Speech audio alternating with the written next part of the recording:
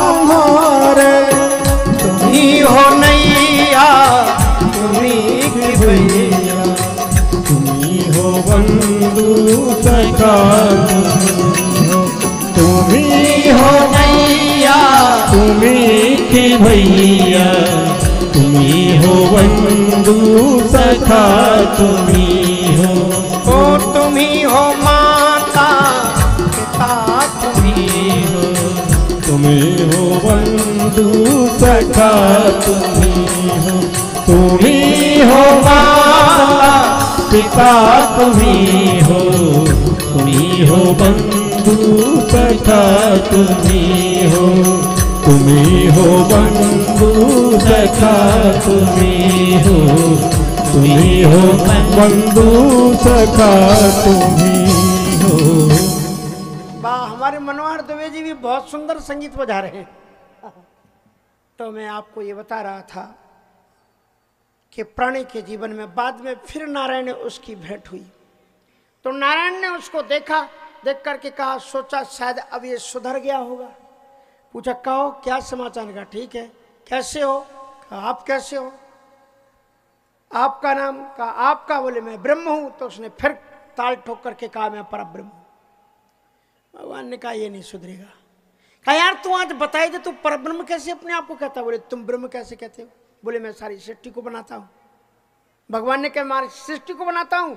कहा हाँ, लेकिन तुम भी सृष्टि बनाते हो, हम भी कलाकार हैं, तुम भी कलाकार हो, तुम भी मूर्तियां बनाते हो। ये जितने भी इंसान नर नारी हैं, हे ईश्वर, ये तेरी बनाई कलाकृतियां, ये तेरी बनाई हुई मूर्तियां हैं। और हम जो मूर्तियां बनाते हैं ताज वो जयपुर में, या पत्थर की मूर्तियां हम भी बनाते, तू तो ये इंसान की मूर्तियां बनाता है और मैं पत्थर की मूर्तियां बनाता हूं। लेकिन तेरी बनाई हुई मूर्तियां, मेरी बनाई हुई मूर्तियों को मंदिर में बैठा करके ओम जय जगदीश हरे उसके सामने साष्टांग दंडवत लेटती हैं।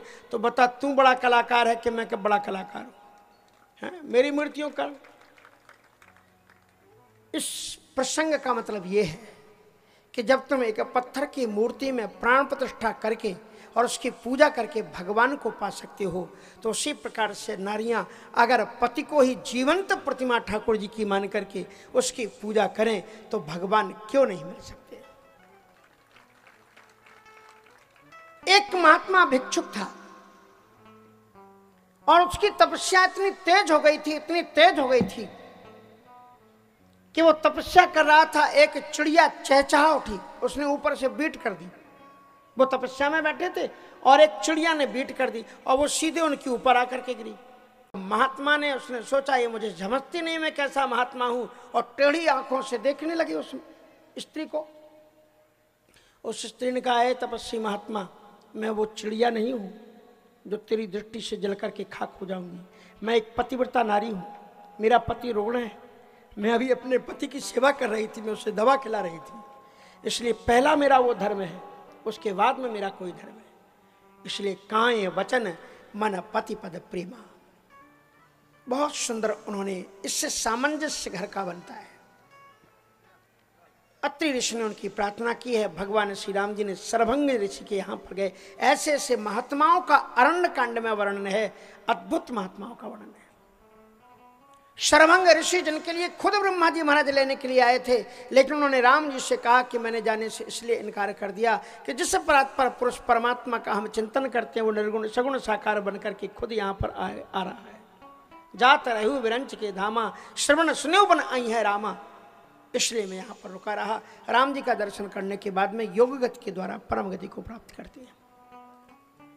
भगवान श्री राम जी महाराष्ट्र की पवित्रतम भूमि की ओर बढ़ रहे हैं और वहां जाकर के उन्होंने ये देखा, अस्थि समूह देख रघुराया, पूछो मुनन लाग अतिदाया। भगवान श्री राम जी को जब ये पता लगा कि निश्चर नाथ सकल मुनि खाए, सुन रघुवीर नयन जल छाए, भगवान श्री राम जी ने प्रतिज्ञा कर ली। उसी जगह का नाम आज राम टेक है, जो नागपुर से 40 किलोमीटर दूरी पर है।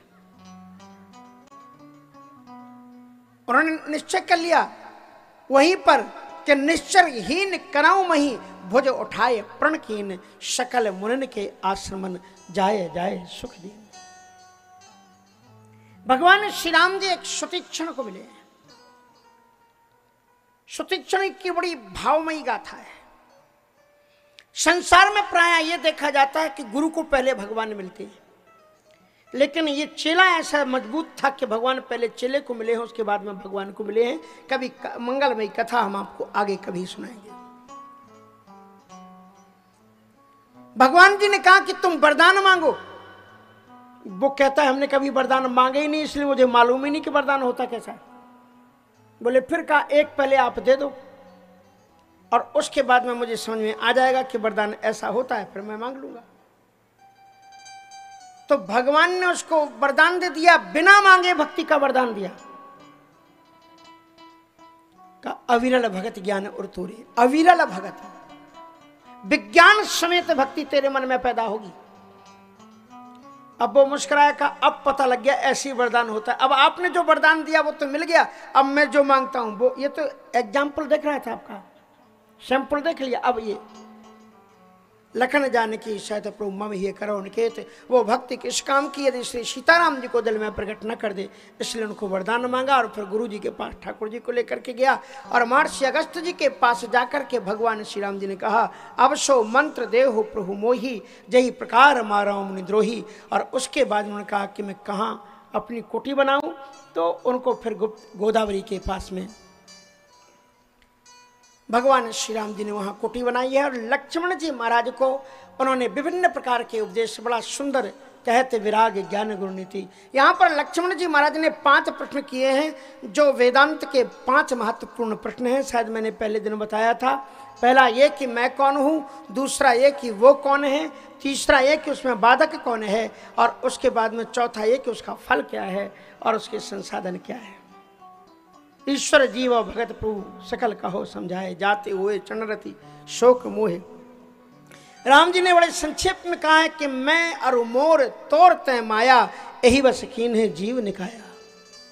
मेरा और मैं और मेरा, तू और तेरा, यही माया है, जिसलिए मैं और मोर तोर तय। इसलिए इसका अर्थ हमारे यहाँ के बड़े अच्छे एक वक्ता थे, हास्यरस के, आप लोगों ने उनको सुना होगा, मानस सुमन जी पिपरिया वाले, सुंदरदास जी शायद नाम था उनका। हाँ, एक बार मैं तो यहाँ बचपन से क्षेत्र में आ रहा हूँ, तो सम्मेलन में बड़े हास्यरस के साथ में कहते थे कि मैं और मोर तोर तय, मेरा और तेरा और मेरा और तेरा, इसी को तोड़ और तय हो जाएगी माया। बस तोड़ दे और तय, खत्म माया। बड़े अच्छे अच्छे याद करते थे। शूर्पणखा की नाक काटी लक्ष्मण जी ने, तो वो कहते थे कि तेही के कर रावण को, बोले इन्होंने नाक काट के बाकी हाथ में ऐसे धर दी, अजय रावण के दिखा दी। भगवान श्री राम जी वहां पर बहुत सुंदर सुंदर उन्होंने लक्ष्मण जी को उपदेश दिए हैं, और वहीं से प्रवेश होता है। और जिस पात्र का सबसे पहले प्रवेश होता है ना, वो स्वामी तुलसीदास जी उसकी जन्म कुंडली दिखाते हैं।